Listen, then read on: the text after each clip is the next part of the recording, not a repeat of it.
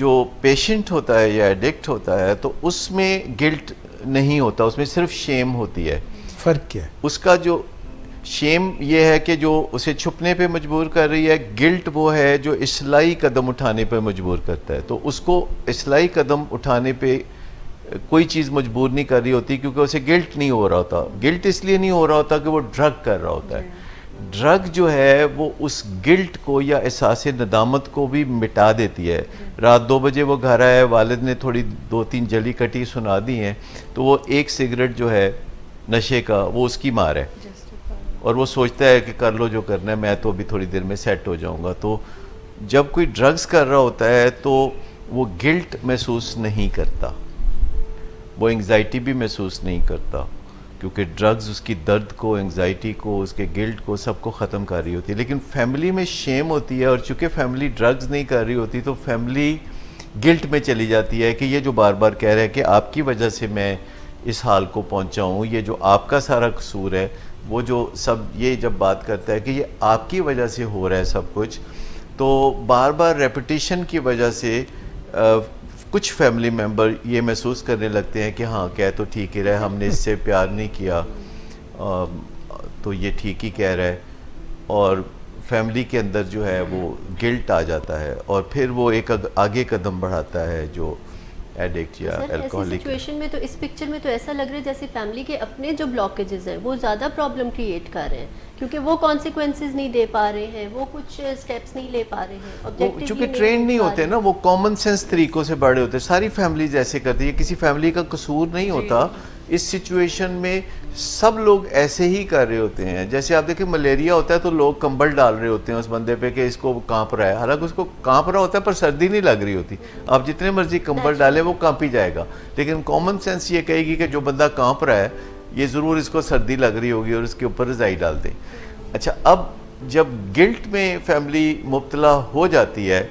کامیابی سے وہ بندہ بات کرتے ہوئے اسے گلٹ میں مبتلا کر دیتا ہے, تو وہ اگلا سٹیپ پھر لیتا ہے. کہتا ہے میں بیچارہ, میرے یہ جو حالات, میرے جو دوست ہیں ان کی شادیاں ہو گئی ہیں, ان کے بچے ہو گئے ہیں, ایک میرا دوست ڈپٹی کمشنر لگا ہوا ہے, اور میں ابھی دیکھو میرے کیا حالات ہیں, میں بیچارہ جسٹ بیکاز آف یو. اور وہ ان کو اب کسی فیور پہ مجبور کر رہا ہوتا ہے. تو پھر وہ سوچتا ہے کہ کہیں یہ کوئی علاج معالجے کی بات نہ کریں, کہیں یہ نشہ چھڑانے کی بات نہ کریں, یا میرے پیسے نہ روک لیں. تو پھر وہ تھریٹ کرتا ہے کہ خبردار اگر کوئی اب میرے ان برے حالات میں کسی نے اسٹیٹس کو توڑنے کی کوشش کی, میرے پیسے روکنے کی کوشش کی, یا میری سہولتیں روکنے کی کوشش کی, یا میرے ساتھ تعاون نہ کیا, تو پھر دیکھنا میں کیا کرتا ہوں, میں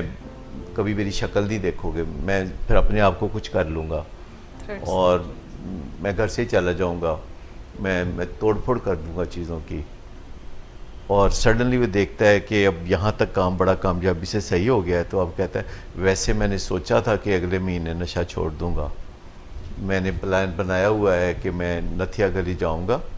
اور جا کے تو وہاں میں چند دن کے اندر اندر بالکل میں کلین ہو جاؤں گا. ایسے میں کچھ کروں گا ایسا, میں یوں کروں گا, یا میں تو اگلے مہینے میں نے چھوڑ ہی دینا نشہ, کچھ پیسے نکالیں. تو گھر والے جب یہ سنتے ہیں کہ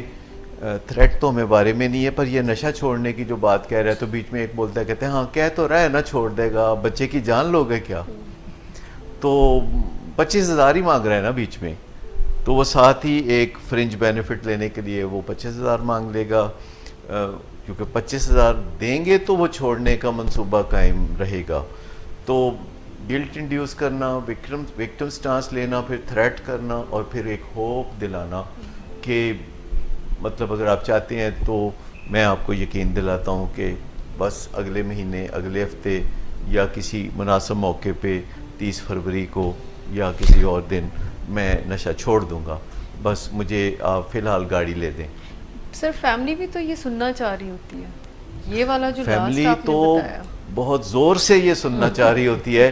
کہ چاروں آپشنز میں سے جو فیملی کو بہترین لگتی ہے وہ یہ ہے کہ یہ نشہ چھوڑنے کی بات کر رہا ہے, پچھلی کو بھی پھیلا, باقی تو ان کو بارے میں نہیں ہے. لیکن یہ بات کہ وہ نشہ چھوڑنے کی بات کر رہا ہے, جو وہ تھریٹس دے رہا ہے وہ بارے میں نہیں ہے, جو گلٹ انڈیوس کر رہا ہے وہ بارے میں نہیں ہے، وکٹم سٹانس سے بھی تکلیف ہوتی ہے. لیکن یہ بات بہت پیاری بات لگتی ہے. جیسے وہ کوئی خاتون سڑک پہ ایکسیڈنٹ میں گر گئی اور سب نے کہا کہ اس کو اسپتال لے جاؤ، اس کو پانی کے چھینٹے مارو، اس کو یہ کرو، تو ایک بندے نے بھی کہا بہرحال دودھ جلیبیاں کھلاؤ. پھر دوسرے لوگ مشورے دینے لگے کہ نہیں اسپتال ہی لے جاؤ، نہیں اس کے ہاتھ پاؤں دباؤ. تو کہتی ہے وہ جلیبیوں والے کی بات تو سنو. تو مطلب یہ ہے کہ وہ جب کہتا ہے کہ یہ بیچ میں میں چھوڑ دوں گا نشہ، تو گھر والے اس کو بائی کرنے کے لیے تیار ہو جاتے ہیں، اس آئٹم کو بائی کرتے ہیں. تو بائی کرنے تو کچھ پرائس تو دینی ہی پڑتی ہے، 25,000 روپے پرائس تو پھر دینی ہی پڑے گی. اسی طرح کسی بھی رشتے میں میاں بیوی بھی جب کمرے میں بات کر رہے ہوتے ہیں، کوئی آپس میں چک چک چل رہی ہوتی ہے، مسلسل چل رہی ہوتی ہے، اور بات یہ شیم کی ہے، کوئی نہیں چاہتا کہ باہر لوگوں کو پتہ چلے کہ اس کی جو خانگی زندگی ہے اس میں کچھ ٹربولنس ہے، تو گیانی ہے، اور دونوں میں اس پہ اتفاق ہوتا ہے کہ یہ بات باہر نہیں جائے گی، اور اس میں بھی ایک غلطی کر رہا ہوتا ہے تو اس کو یہ بہت سوٹ کرتا ہے، اور جو غلطی نہیں کر رہا ہوتا، نباہ کر رہا ہوتا ہے، تو اس کو یہ بات سوٹ نہیں کرتی. پر دونوں کا اس چیز پہ کنسنسس ہے کہ بات باہر نہیں جائے گی. اور جس کو یہ پتہ ہو کہ بات باہر نہیں جائے گی اور وہ ڈیفالٹر ہے، تو وہ غلط بات پہ اڑا رہے گا، وہ غلط لاجک دے گا، وہ کہے گا مجھے نہیں پرواہ، میری بات مانو نہیں تو میں نے نہیں بسنا، یا اس طرح کی بات جو چل رہی ہوگی. اور کوئی قاعدہ قانون، کوئی لا، کوئی اخلاقیات،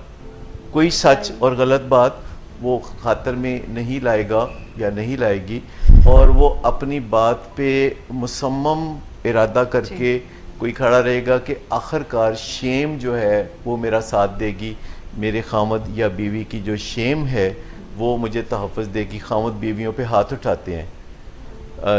نیل ڈال دیتے ہیں. آپ اکثر سوشل میڈیا پہ آپ دیکھتے ہیں کہ لوگ یہ باتیں شیئر کرنے لگے ہیں، لیکن آن ایوریج 4.5 سال تک،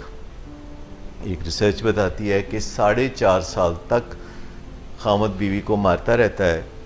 اور بیوی کسی کو نہیں بتاتی، بچوں کو نہیں بتاتی، گھر کے ملازموں کو پتہ نہیں چلنے دیتے، اپنے سگی ماں کو نہیں بتاتی، اپنے والد کو نہیں بتاتی، اور کہتی کہ میں سیڑھیوں سے گر گئی تھی، مجھے یوں ہو گیا تھا، مجھے فلاں جگہ چوٹ لگ گئی تھی،